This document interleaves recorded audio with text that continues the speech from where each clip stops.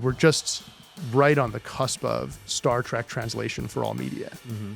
And we didn't even have the name ChatGPT. It was going to be called like Talk with GPT 3.5 before some other. I didn't think there was a name that was worse than ChatGPT. No, there was. Oh, I can tell you stories. You're actually asking a deeper philosophical question about how do you build great products. I apologize for that. Erase it. What did it mean to be a prompt engineer back then? Nobody knew. No. I'm not sure they still know.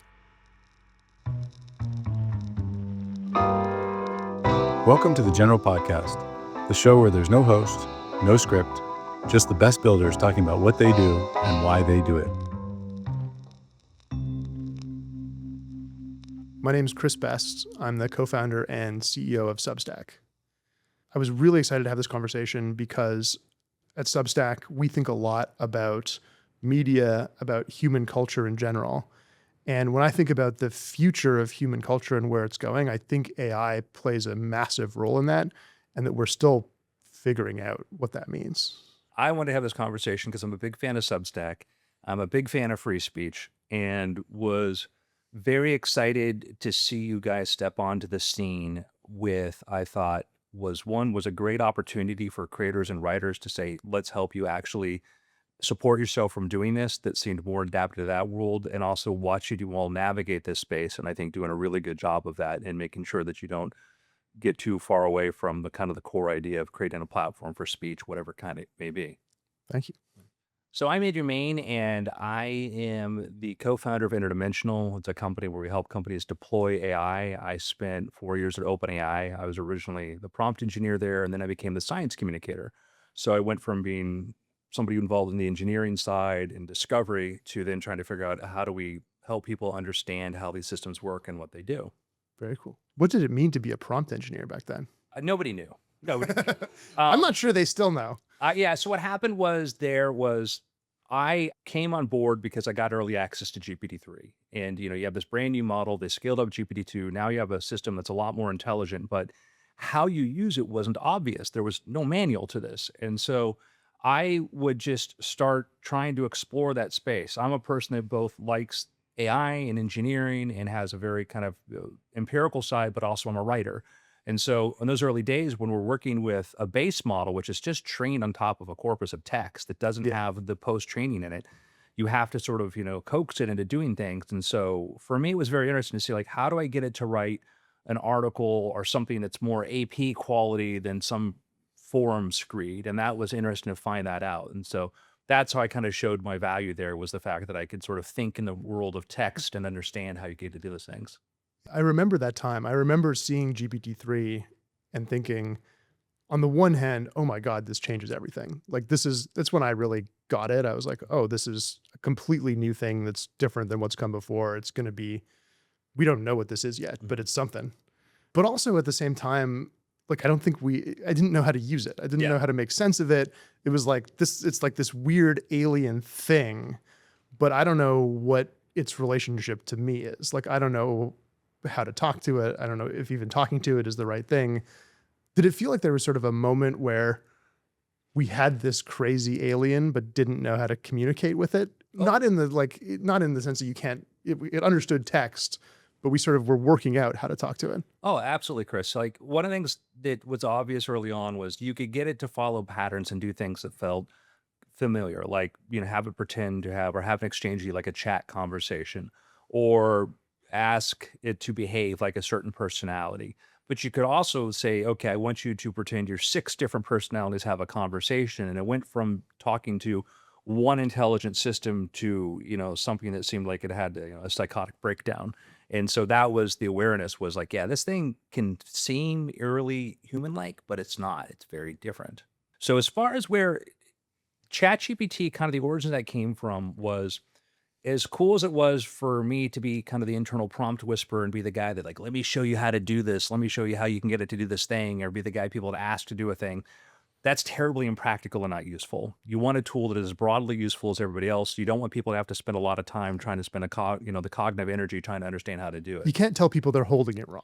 Yeah, exactly. And I remember early demos, I'd show people it, and remember, it was just the blank canvas. It was just, you type in a thing and it would complete the text.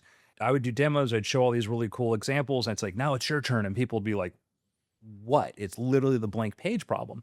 And people had thought, probably the best solution is to figure out how to teach this thing not to be this general base model, but actually how to be more conversational. So at that time, there was John Schulman and some other people started focusing on taking that core model and then training it specifically to be much more conversational, taking it out of that blank page environment, putting it into a message format, which has advantages and some disadvantages.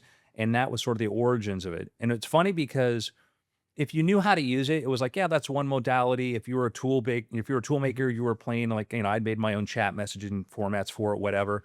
But that little bit of effort to reduce the friction was incredible. And that we were completely caught off guard. I mean, I was in a meeting the week before the launch and we're talking about like, they're going to do this thing. And we didn't even have the name ChatGPT. It was going to be called like Talk with GPT 3.5 before some other. I didn't think there was a name that was worse than ChatGPT. No, there was. Oh, I can tell you stories. But it was, like, okay, maybe we'll get, 50,000 users will try. It'll be a neat little curiosity because technically the model that it was based on 3.5. It's the same thing. Yeah, it's the same technology. Yeah, it was there. It didn't have any new capability, but it was a wonderful lesson in reducing friction. And even us at OpenAI, who are always thinking about the future and where things are going to go, we didn't see that coming. I think this might be one of the lessons of making consumer products is it doesn't matter how powerful the technology is if you don't find the way to bring it to people. Right. And it's the multiplication of bringing it to people and putting it in the palm of their hand in a way that they can make sense of and use. And then that unlocks the power of whatever technology, whatever system. Yeah, and there can be friction in UI. There can be friction and also kind of mental friction, understanding how you conceptually use something. For ChatGPT, literally putting into the conversational format, the message format was helpful. For Substack, I think one of the things you guys did that I thought was brilliant was the portability, that I can bring my subscribers there and I can take them with me. I'm not going to name another platform that rhymes with, Facebook, but that was my frustrating experience about theirs. I remember somebody who brought tens of thousands of people to that platform. I'm like, great, I can use this like I do newsletters. I want to send a message. I'll do that. Then all of a sudden I go click send and it's like, that'll be $900. And you're like, wait, that wasn't the deal. Why did you guys decide to make that portable? Why did you decide to let people have this ability to have an exit if they wanted? That's a really good question. And it's one of the core ones. I'll go on a long tangent about this and our wonderful producers can cut it if it's too boring. Don't cut it. Which is, I think you have to start with the user and work backwards. Start with the thing you're trying to bring to people and work backwards to everything else, which is a really easy thing to say. And it's almost a truism in our industry, but it's a really hard thing to actually do. And the reason at the core of building Substack is not about email tools or about better subscription management or even about great publishing. Like all those things that matter, but the real core of it is this idea that there could be a new economic engine for culture, a new social contract that sets up a game and a system of incentives that is massively valuable and generative for creators, that unlocks a lot of value for audiences, and that puts the people in the system in charge of it, basically, that actually makes it exist to serve them rather than to extract from them.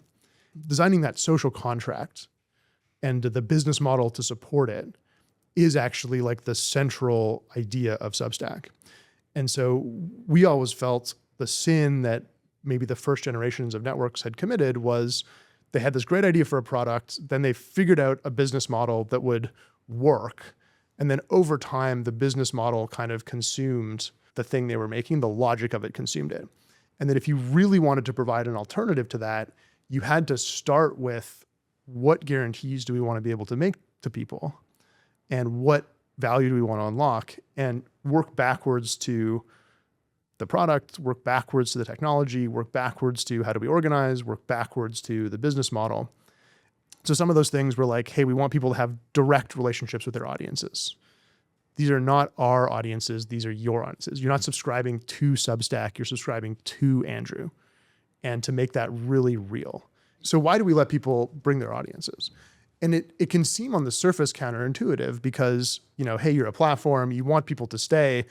Isn't it really good to lock them in so that they have to stay? And the answer is when you're designing a better social contract it's much more powerful to decide as a constraint, this is not our audience to keep, this is your audience. Mm-hmm. And two things happened from that. One was the set of people we were able to get to Substack, especially in the early days. We got some of the best writers and thinkers in the world from very early on because they could tell that we were genuinely trying to build something that they felt excited about in the world. When you're early on, the product and the network aren't all there. It's really about the idea and about whether this is something that people get excited about and believe in. And the only reason Substack was able to become what it's become was because many of those early writers and thinkers took a bet on this thing for these reasons. And then the other effect that it has is once you, as a company, impose the discipline on yourself that we cannot lock people in. Mm-hmm. And by the way, we're still trying to charge a percentage fee. We're trying to charge them 10% because we want to have our business model aligned with theirs. I want to be able to say, we only make money when you make money. We're trying to help you grow. The problem with that then is, okay, I'm charging you 10%. You can leave anytime you want. And that's a great deal at the start, but eventually I'm making millions of dollars a year. And I'm asking, what am I paying you this 10% for? That gave Substack, the company, the right problem to solve. Mm-hmm. Because the problem, instead of asking, how can we force them in so we can continue to tax them, we had to solve, how can we provide so much value that even though they can leave anytime they want, they decide to stay. And that's the core of the energy that created all the things that we've created.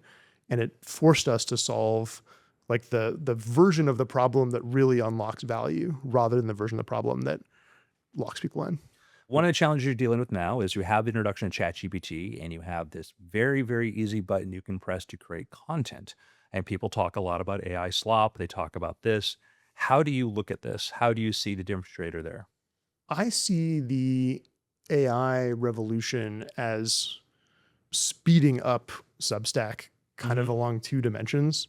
The first is people talk about, oh, there's AI slop. There's going to be so much slop. There's going to be an infinity of things to read and pay attention to that aren't actually that good. And it's easy to forget that we already live in that world and have lived in that world for a decade. And Substack exists not in spite of, but because of that world. In a world where you have infinite things to pay attention to, the question is, how can I spend my attention better? What really matters? Where's the signal in the noise? How can I get a relationship with somebody that I trust, that I care about, that can tell me like what to pay attention to and what matters? And that is actually the core value of Substack. Like nobody sat there thinking in the abstract, I'd love to spend money to get more emails. Right. But everybody would say, hey, do you want to get closer with your favorite writer, your favorite thinker? That's really valuable. And so as we, the price of creating slop falls from very low to even way lower, and we get 10,000 times more slop, I don't think it changes in fact, it just accelerates that existing dynamic. But then the thing that's happening on the other side is the other thing that early on and even before AI, Substack could do is we could do that thing we were talking about before that ChatGPT did, which is just take a thing that is technologically and theoretically possible and put it within easy reach of people without them having to think about it too much. And so I had this joke when I was trying to get people in the early days of Substack, I was pitching them on it as writers. And I would say, listen, it does everything for you except the hard part. Yeah. It's really hard to have something to say that's worth caring about and worth paying for. But if you can do that, we're going to handle everything else. Come and type into this box. And if the things you type are great, which is very hard, but if you can do that, type into the box, you're going to get rich and famous. And that's technology allowing us to do that. We could say, we're going to host it, we're going to put it on the web, we're going to send it by email, we're going to take payments, we're going to distribute it worldwide. Like all of the magical things that happened, we just put it within reach of your fingertips. And now the set of things we can do that for is so much higher. So we have this video product that is notionally a live video product, which is really a backdoor into that same thing, but for video, right? You can talk into your phone and have what feels like a FaceTime call. And we are magically going to make the audio sound great, make you look good, turn it into an edited podcast, turn it into a YouTube video, turn it into a series of clips, translate it into every language, You can show up and just do the hard part. Mm-hmm.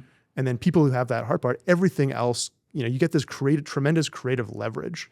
And I think we're just at the start of a crazy explosion in that stuff. Yeah, I love that idea. It's one of the things that as a tool builder, I often find myself trying to build things that one can like enhance the audio, enhance the video, do all these things because I like to focus on the idea and not whether or not I need to, comb my hair. And I think that sounds like it's great. Let people spend more time doing that. One of the things I found, I get this conversation with people because they worry about the role of the creator in the world of AI. And you said this, and it's something I strongly agree with, which is if you're a personality and people like you, there are metrics by which we measure things that aren't related directly to IQ or horsepower when it comes to robotics or whatever. Brandon Sanderson had the most successful Kickstarter of all time, and it was $40 million to sell 4 books. And that's because people like him. He's a guy that went to conventions. He's a guy that talks about writing. He's a likable person. You would think the publishing industry would have paid attention. You think people would be like, hey, wait, there's something going on here, but it's a hard message for people to understand. And for companies that want to think, well, we can just create a brand by giving somebody enough attention or whatever, which is harder. Or, you can, but also you have to do things over time, which publishers do not want to do. They want to go by people who already have a big Twitter following, et cetera. And I think that's a thing that you as a person building tools for creators, have a really good opportunity and advantage over is the idea that if there are people that have something to say, they're going to stand out. They're going to be, front and center. And it's also, the thing that's interesting about the Brandon Sanderson thing is they can just do it themselves. I think of this by analogy to the software industry where there was a period decades ago where if you were a great technologist, your path to practicing your art was to just go get a job from somebody in a suit that told you what to do and then try to make them really rich. And there was sort of this revolution where at some point the industry realized if we let the people who actually do the thing run the thing, that's very interesting. And I think that same thing can happen now for creative people. You can be the person who's actually writing the thing or actually making the media or having the podcast, and it can be yours and you can be the captain of the ship. And that's very interesting. You're trying to create tools for creators and people are asking for all kinds of AI tools. Maybe some things you should build, maybe some things you shouldn't. How do you decide? Maybe the core for me is, are we building things that give people creative leverage? Mm-hmm. Are we building things that fit into that mantra of do everything for you except the hard part? And if we're doing a good job, it's not going to be replacing or intermediating the great human connection that's happening. It's going to be elevating it, and it's going to be letting people focus on the core hard part of the thing and making everything else melt into the background. That's kind of where I come from. One of the analogies I use when talking to companies is, what would you do if you have an extra set of hands? So I have a friend, Justin Robert Young. He does politics. It's one of on Substack. You guys have been great to him. It's been a wonderful experience for him. And the thing he would love is to have an editor to go edit his copy.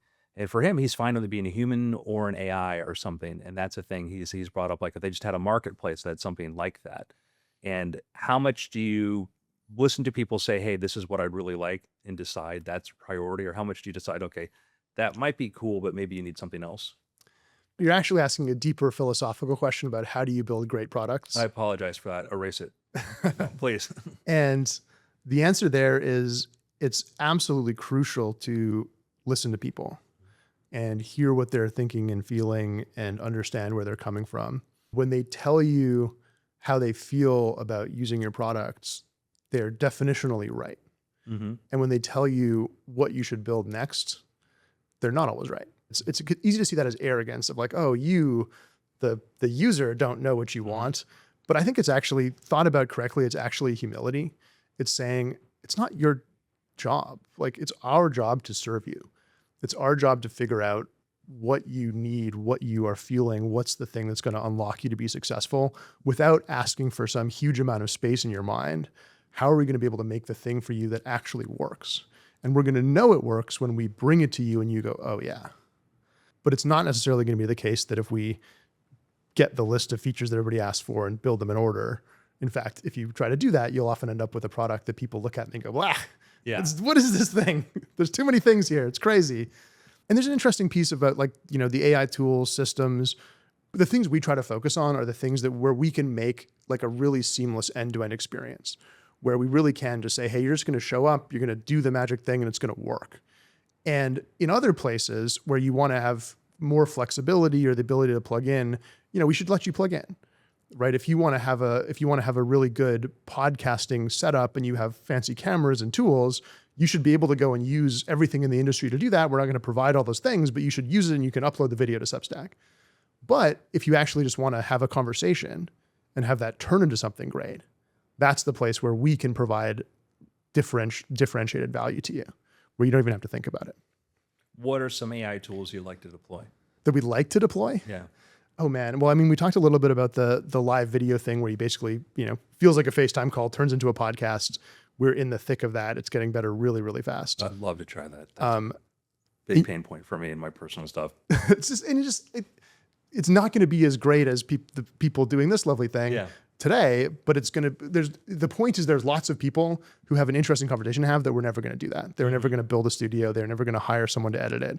And now that stuff starts to happen. Another one that I think is we're just right on the cusp of is just Star Trek translation for all media, where this is technically possible now, but the idea of just everything that's made in the world, you can watch kind of fully natively with no compromise translated into your native language we're just in that weird space right now where it's very clearly become possible, but it's not really happened yet. And I'm like, wow, that's a really interesting space to be in. There are lots of people who are asking for tools, who are asking for AI tools. There are also there's a very large contingent and an impassioned contingent of writers and creatives, including on Substack, who are fearful or even hateful of AI. They feel, on the one hand, maybe this thing could never do the magical thing that I actually do, and to suggest that it can is actually an attack and an insult to me. Often they feel, hey, to the extent that this thing is doing anything, it's because it's stolen the work of human artists. I think there's a large hesitation and skepticism from a lot of creative people.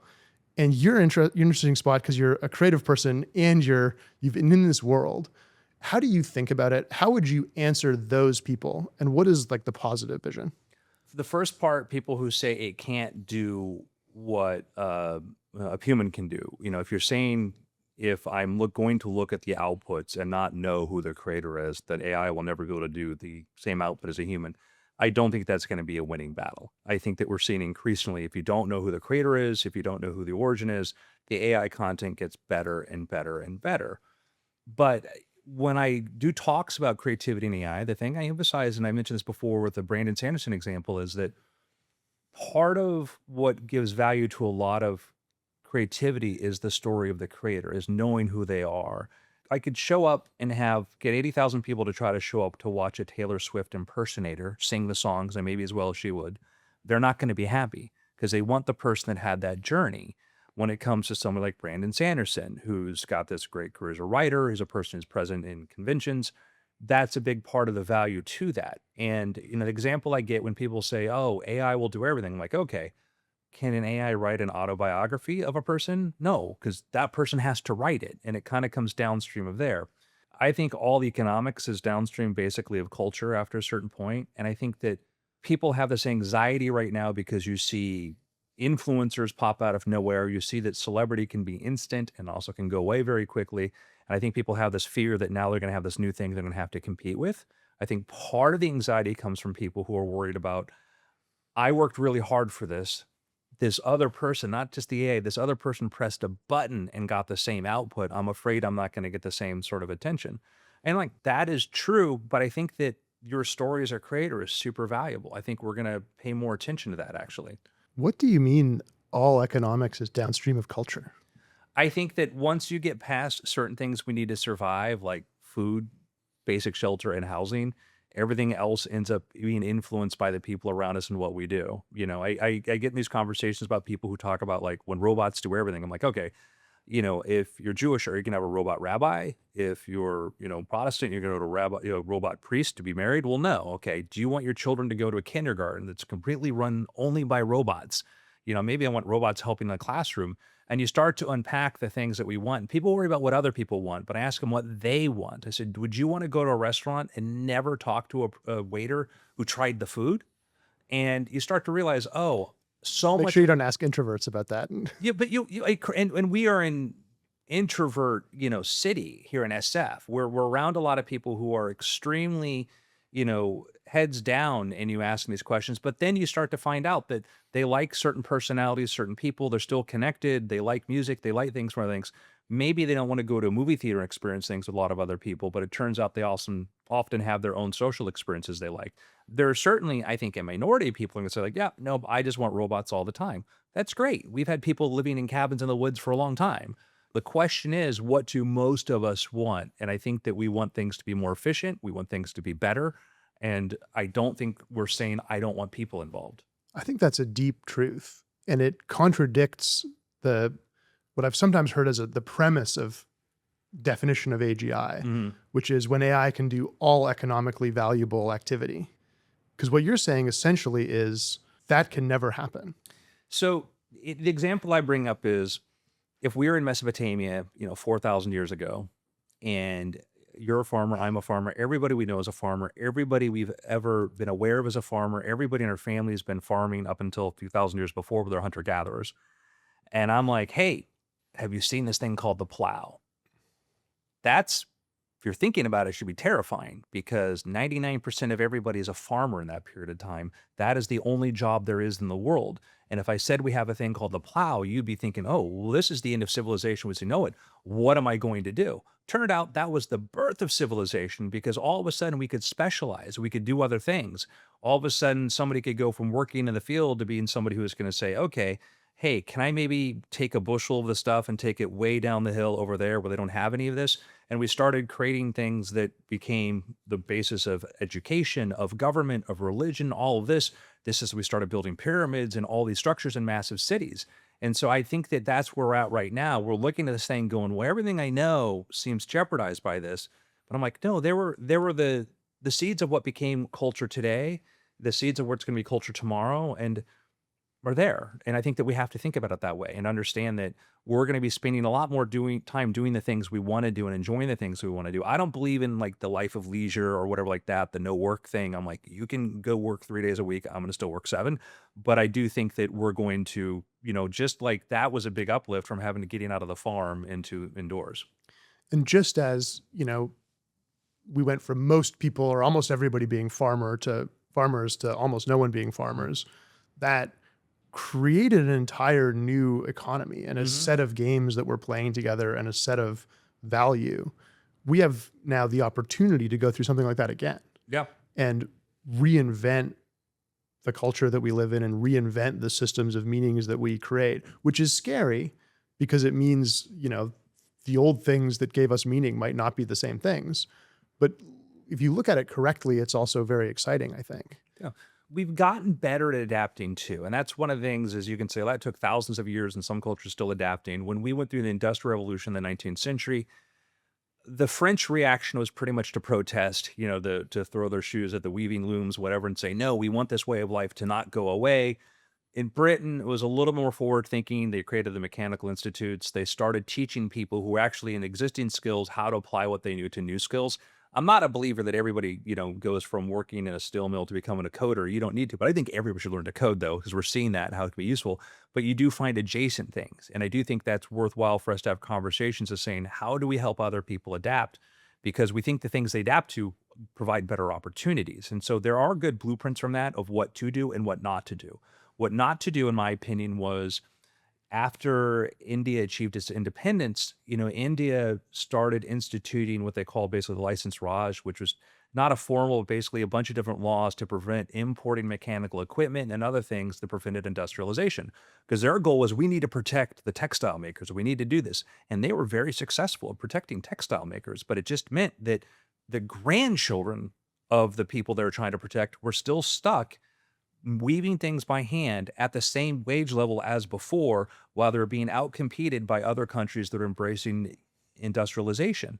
And that's where India is struggling with this right now. India is an incredibly capable country because we know this because the top CEOs in tech come from India. Major AI labs like I work with are filled with Indian people. Like, why do they do so well here but have trouble back there? And I think it's because of those regressive policies that prevented that. And that's my fear right now, is that we're going to try to enact regressive policies to protect a way of life because people are afraid of the change. And it's understandable, but downstream, not so good. Yeah, I think that's right. Really, it's almost a philosophical question of how do you respond to technological advance, which is also just how do you respond to the unknown? Mm-hmm. How do you respond to things changing? It's tempting to say we have to go back. This new thing is scary. There are negative consequences. There are ways that it could go wrong. And in order to protect ourselves from the ways it could go wrong, we have to put the genie back in the bottle. I think in general, very often you can't put the genie back in the bottle, but to your point, even if you can, that's not the thing you actually want to do. The thing you got to figure out is, okay, we've got this genie now. What is the good version of this? Mm-hmm. What is the future that we can build that's not just doesn't have the problems of the thing, but that is much better than what came before, which is very exciting. Yeah. And I think that I understand the hesitation, and I think that sometimes people feel like they're being sold something like, "Oh, it'll be great." I think transitions are hard, and I don't want to downplay that. I don't want to downplay some of these anxieties. I keep office hours open for people who want to talk about this, who want to adapt to this, want to do this. I talk to any group I can because I want people to understand. Here's how you use these tools. Here's how you adapt. I'm a writer. I write 2 books a year as a novelist who loves to write and do this stuff. I understand very much how I want to be in the future where I still get to do what I want to do. And I think the more we can help people understand there's a path forward. And my uncle was an animator and a director. And oh, wow. He was like, you remember the show Reboot? Yeah. He worked on that back in the day. He's someone who you could imagine being just completely terrified and annoyed and mad, all the stuff. And he's having the time of his life. Yeah. He's like, oh my God, look at everything we can do now. This is wild.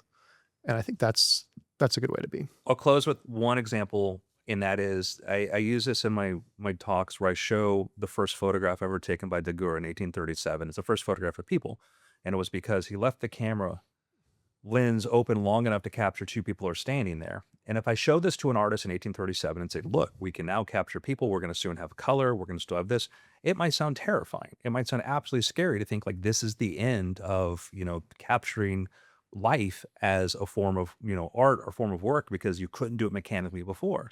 You fast forward to the next slide I show is James Cameron on the set of Avatar 2. More people worked on that movie than were in the entire United States military in 1837. In non-adjusted dollars, the budget was about the same. When you start to look at the number and scope of works that we can do creatively, it's expanded beyond anybody's understanding. And trying to explain to somebody in 1837 that actually he didn't even use a camera, it was all digital, and you get to the blue people, it gets really confusing. But the point is, I think for artists and creatives, the future is way bigger than we can imagine.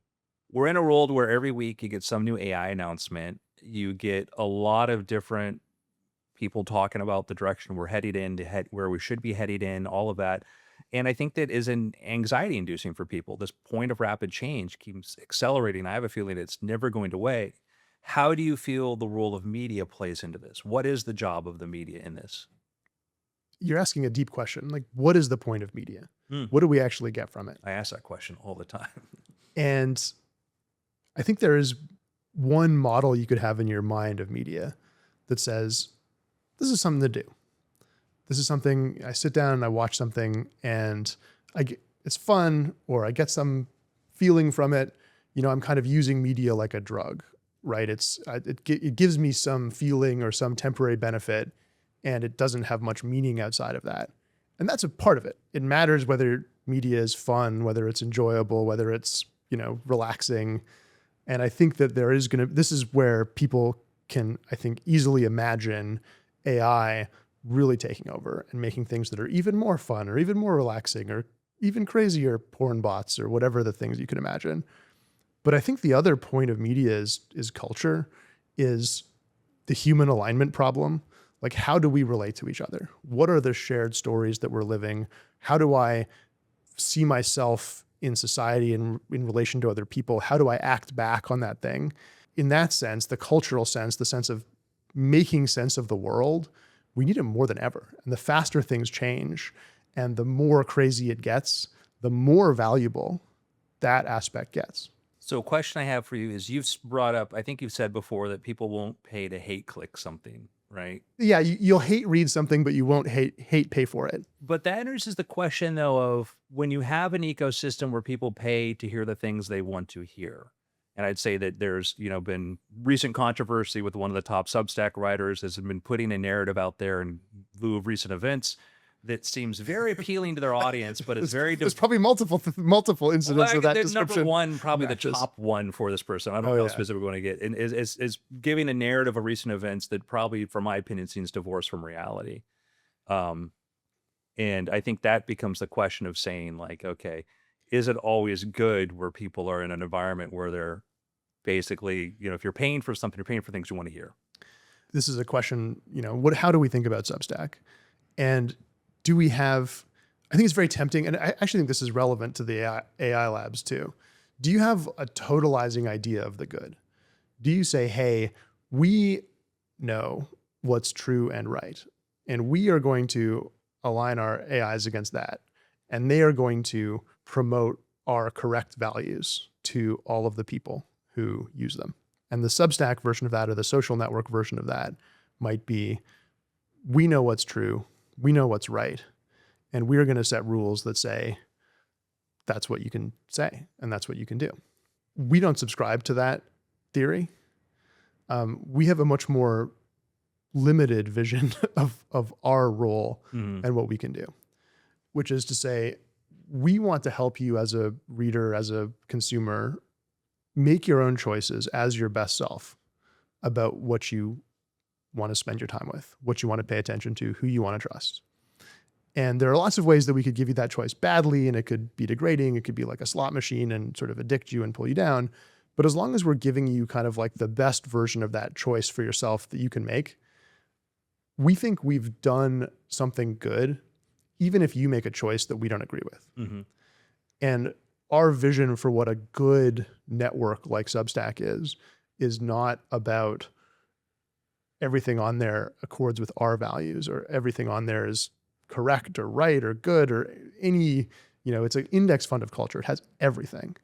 And we think if we give people the ability and power to choose for themselves, to say what they value in aggregate and in the long run, that will produce a better result and is a better service that we can render to them than to try to impose our idea of what's right.